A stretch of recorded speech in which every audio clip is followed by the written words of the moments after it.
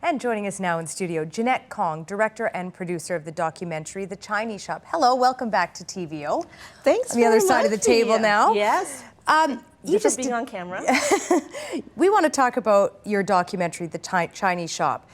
We have to start off by me asking you, what is a Chiney shop? A Chiney shop. Chinese, the patois word, the Jamaican dialect for Chinese. So basically, it's a Chinese shop. Chiney, C-H-I-N-E-Y. Chiney, yes. Chiney. And you have to kind of say it with a Jamaican lilt. I'm not going to do that because I will sound Okay. ridiculous. But I have to say, when I saw the name of your documentary, Chiney Shop, I thought, you know, the word Chiney, I felt it sounded a little bit derogatory. Is this still a term that Jamaicans use to refer to the Chinese people on the island? For sure, they still use it, and it's not derogatory. I know it sounds a little bit politically incorrect, but basically, it's like us saying, you know, instead of saying Canadian, we'll say Canuck. Okay, so what is a Chinese shop? A Chinese shop is a Chinese grocery store that sells far more than what you would find in a Canadian corner store, more things, and it's owned by a Chinese shopkeeper and his family. So the Chinese people came to Jamaica in the 1930s was when the general influx was. Why did they come?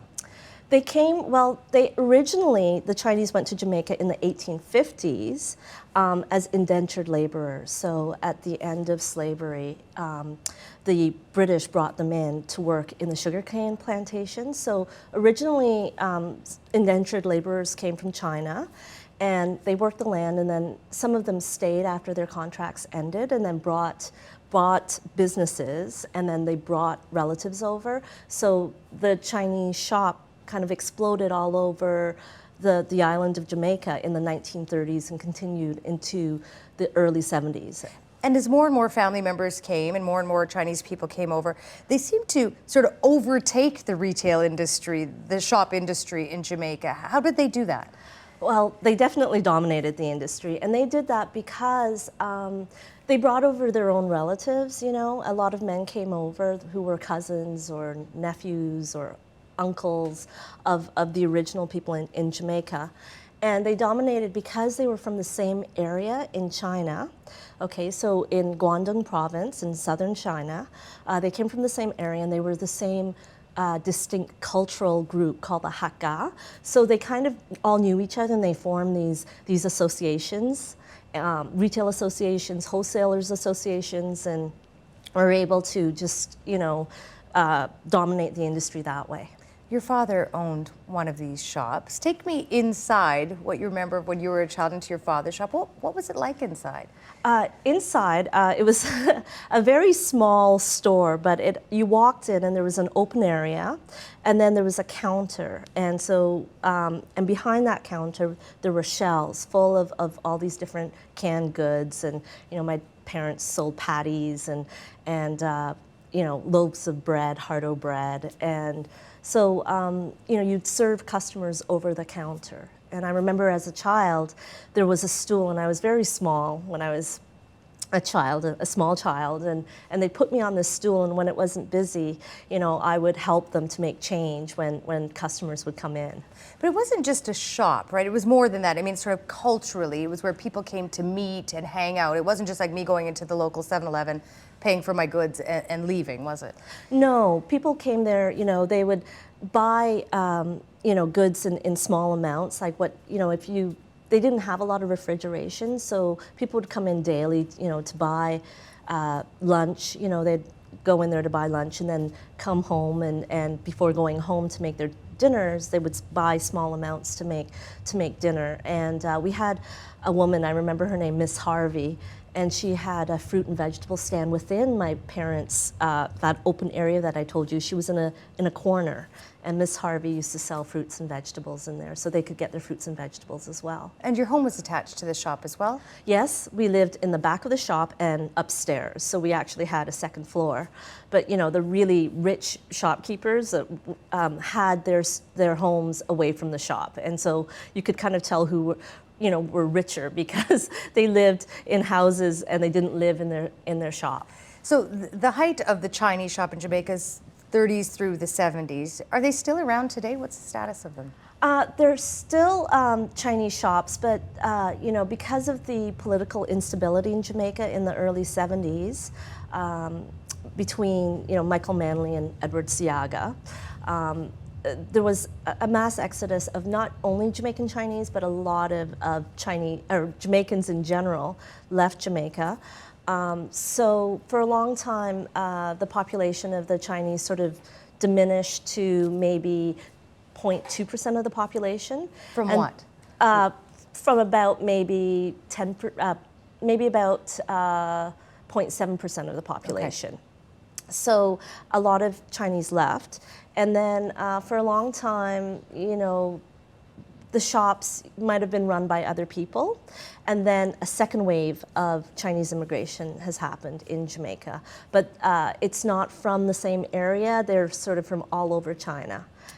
So there's a second wave of Chinese immigrant to Jamaica. And what's been the impact of that immigration and other things like globalization on the Chinese shop as we once knew it in Jamaica? Well, Jamaica has developed like any other country, and so rather than sort of small shops, you will see large supermarket chains. So when I went back to Jamaica in 2006, I was quite amazed to see that they had supermarkets as large as Loblaws here, and you could buy everything, and it was quite upscale. So it was really kind of interesting to see that development. Okay, so that's a little bit of the history of the Chinese shop. I want to talk about what you refer to as the Jamaican people and their relationship between the Chinese people. Now, everyone that we're really talking about is Jamaican, but we're delineating between Black Jamaican and Chinese Jamaicans for that, just to make the separation. But you're all Jamaicans when it comes down to it. Oh, for sure. Out of many, one people. Okay, that's the slogan. Yes, the national motto of Jamaica. Okay, what do you remember most about growing up as a Chinese girl in Jamaica when we look at the cultural differences between the groups? Well, the Chinese in Jamaica, when I was growing up, we were very isolated, insular. We didn't mix with other Jamaicans. I went to school, and then, when I came home from school, I just stayed in my parents' shop. We didn't sort of go out and play. We played in our yard, in our backyard. And I can count on one hand, literally, the families that we would socialize with. And they were extended family, basically. So very isolated. Why? Why? I think because my parents being, my father was born in Jamaica, but he grew up in China and then returned to Jamaica.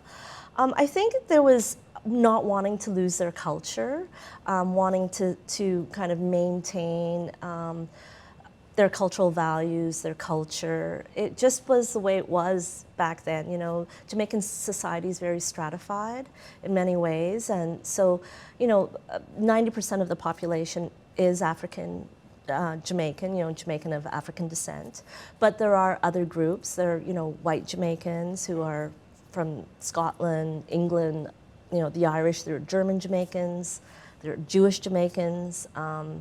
A lot of Indian Jamaicans from East Indians. So they tended to stay, the Chinese tended to stay within their own cultural group. You say that your father and other Chinese Jamaicans almost chose to isolate themselves to preserve their cultural values. What were their cultural values? Well, they really believed in education. They believed in helping each other out, and just to work hard, basically. And that sort of separated them culturally from other Jamaicans. Well, I mean, there are a lot of Jamaicans who are hard workers, that's for sure. It was interesting, I was reading this report on Stats Can about the Jamaican community in Canada, and it seems like the Jamaican community in Canada has a higher percentage of people who work, than the average. So, but saying that, I just think that they just wanted to preserve their cultural values. Did you grow up speaking what languages then in your house and with your family? Well, I grew up speaking, basically when I was very small, I spoke Hakka, which is the Chinese dialect that we spoke. And then, it became, after I started going to school, it was a mixture. Of English or patois? Well, we learned English in school, but really at home we spoke patois and Chinese. So this kind of hybrid dialect that only, myself and my family understood. Okay. Your father obviously had a relationship running the shop with local Jamaican people. What was that relationship like? I would say that my dad had a very good relationship with most of his customers. I mean, obviously, there's always, sometimes you can't have all wonderful customers, but for the most part. And I just remembered that it was a complex relationship in terms of, he extended credit to some of his, a lot of his customers. So there'd be a book where he would just, write their names down and if they wanted whatever they needed, he would write down, and then once a month or whatever, they would pay their account. But growing up, for the most part, it was a very warm relationship. So there was this trust between shop owner and customer in that we trust you that you'll pay us back the money that we're lending you right now. Yes, exactly. Okay. And we're done without interest. Okay. Yeah. Wish I could have a shop like that. Exactly. I want to play you a clip. This is of Malcolm Gladwell, the writer, talking about his mother, Joyce, who grew up in a rural part of Jamaica. Let's take a look at that. Okay. My mother grew up in very modest circumstances in the middle of Jamaica, and I try to explain how did she end up as a professional and upper middle class household in Southern Ontario. And I do so by going back over all of the lessons of the book and talking about how they applied to my mother. I mean, how much her success was a product of many different opportunities that were provided to her by others. So Joyce Gladwell was one of your interview subjects in your documentary, and she talks about in the documentary how the local Chiney shop owner was part of her success. You heard her son there saying that her success was built on what other people helped her do. How so? How was Joyce's success built upon the Chiney shop? In my conversations with her, when I first approached her to participate in my documentary, she was very, very open to that because, she's a very thoughtful person. I mean, I'm not surprised that Malcolm is so brilliant because he comes from Joyce, and she's brilliant in her own right.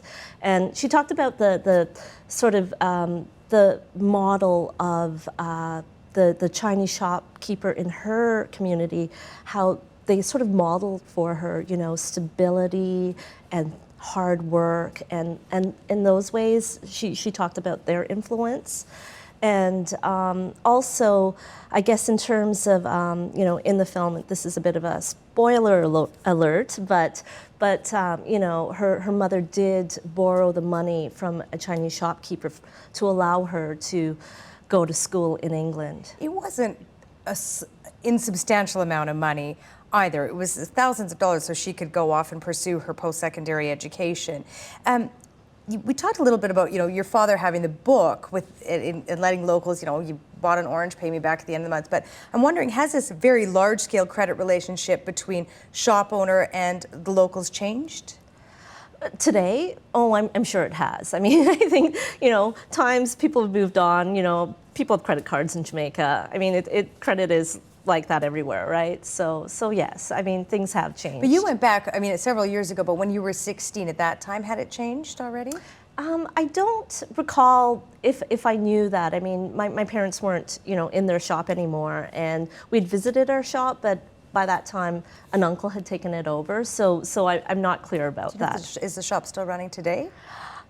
When I went back in 2006, we did pass by the shop, but it wasn't open at the time. So I'm not sure if it is or not. So that sort of sharing relationship, sharing of money and trust was a positive aspect of the relationship between Chinese Jamaicans and Jamaicans.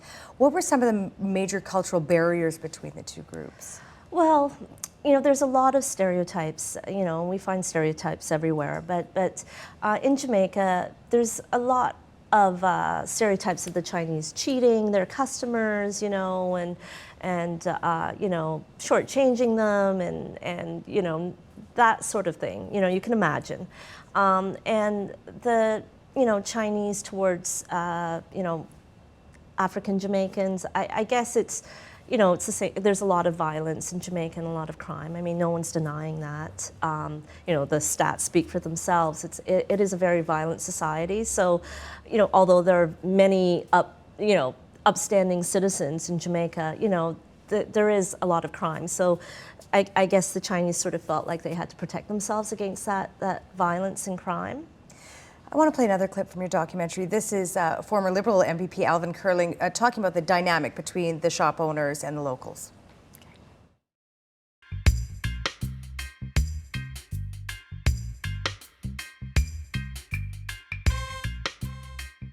They also played a very subliminal kind of role. They were quite disciplined, very quiet, looked very obedient.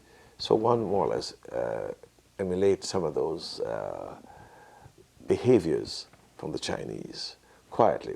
Some would not admit it, but it was there because we find that they were not, they were very polite and quite disciplined. Do you see it that way, that the two groups, if I can call them that, influenced one another and took the good from each other's cultures, if I can put it that way? I think so. Definitely, you can put it that way. That's very on the mark, Pia.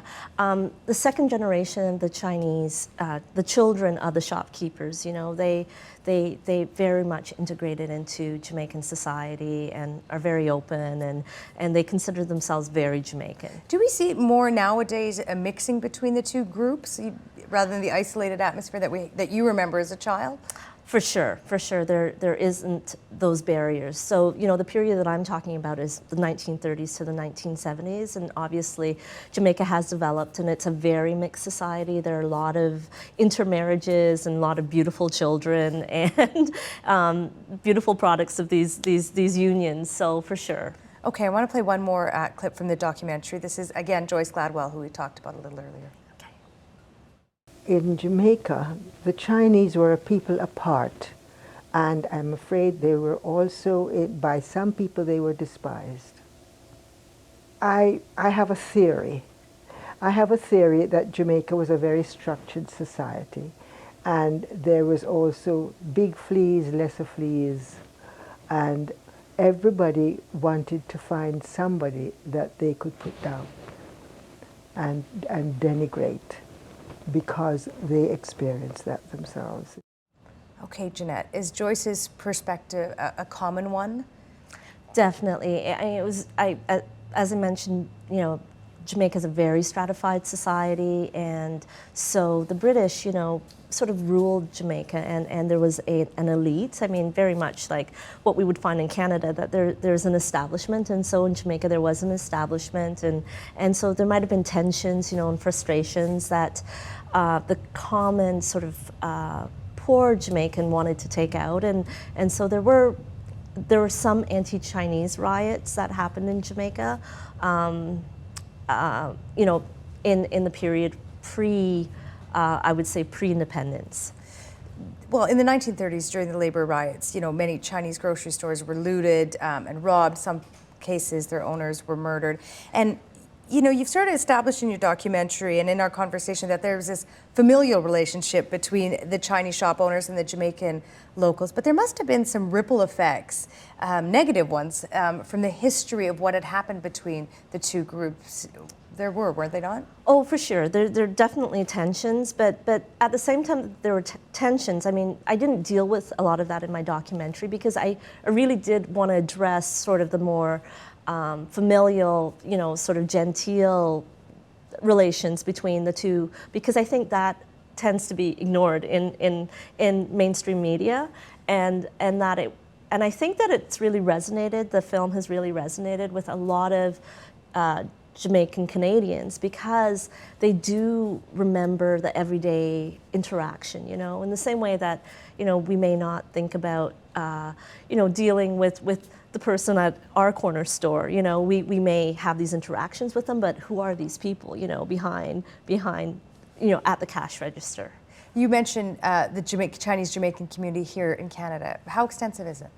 I think there's about 20,000 people, as far as I know. I mean, that's from, I spoke to this woman who's in my documentary, Carol Wong, and Carol is, you know, she knows so much about the community here, and they're quite, I would say that they're quite cohesive. There's an association called the Chinjin Association of Greater Toronto, And basically, you know, it's a social club, and so there are a lot of Jamaicans, and there's also the Caribbean Chinese Association, so a lot of Chinese Jamaicans belong to that association.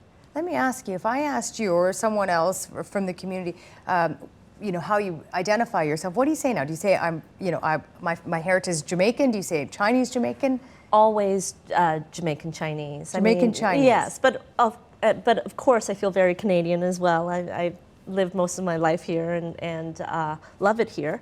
So when I'm outside of Canada, obviously I'll say, you know, I'm Canadian, right? But I was born in Jamaica. But people obviously, I shouldn't say obviously, I think most people would say to you when you say the word Jamaican, they must say to you, well, you don't look very Jamaican. They say that all the time. All the time, okay. Which is interesting because your documentary is really a story of people who feel attached to an ethnicity, but they don't look like, or what our perception of someone from a certain place should look like, that. So, and this seems to be becoming more common in film and literature.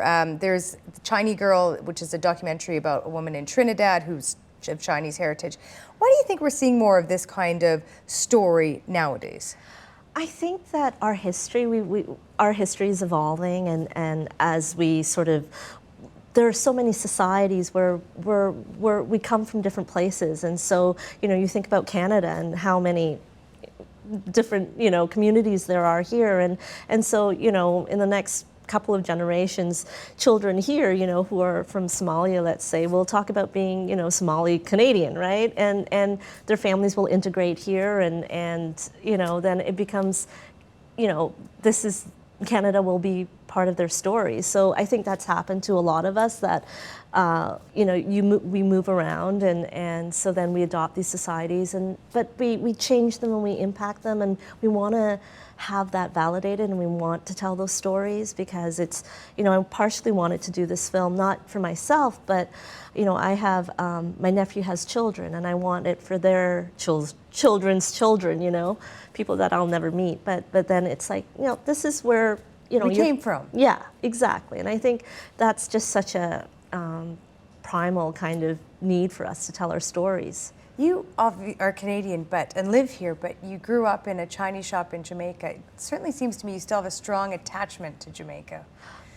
Definitely. I mean, it's a place that occupies my imagination. You know, as a child, we always have fondness, right, for what we grew up with, right? And so I just wanted to explore this because it is kind of a period that hasn't been recorded. I mean, there have been, you know, some scholars who've written on it, and there are some people in the community who've written excellent books, you know, about the Chinese Jamaican experience. But it's, you know, film is what I do, and so I wanted to do it on film. Okay, aside from the weather, what do you miss most about Jamaica?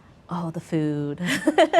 Lots of good Jamaican food in Toronto. For sure. But what I do miss, if I'm going to be specific, I miss the fruits. You know, there's nothing like getting a mango that's been sun ripened off of a tree, and you pick it, and the sweetness can't be, you know, you can't compare it. So I do miss the fruits. Okay, Jeanette Kong, thank you for our conversation today and for your documentary. It's an interesting insight into a community I knew very little about in Jamaica. Thank you. Thank you, Pia. Support Ontario's public television. Donate at tvo.org.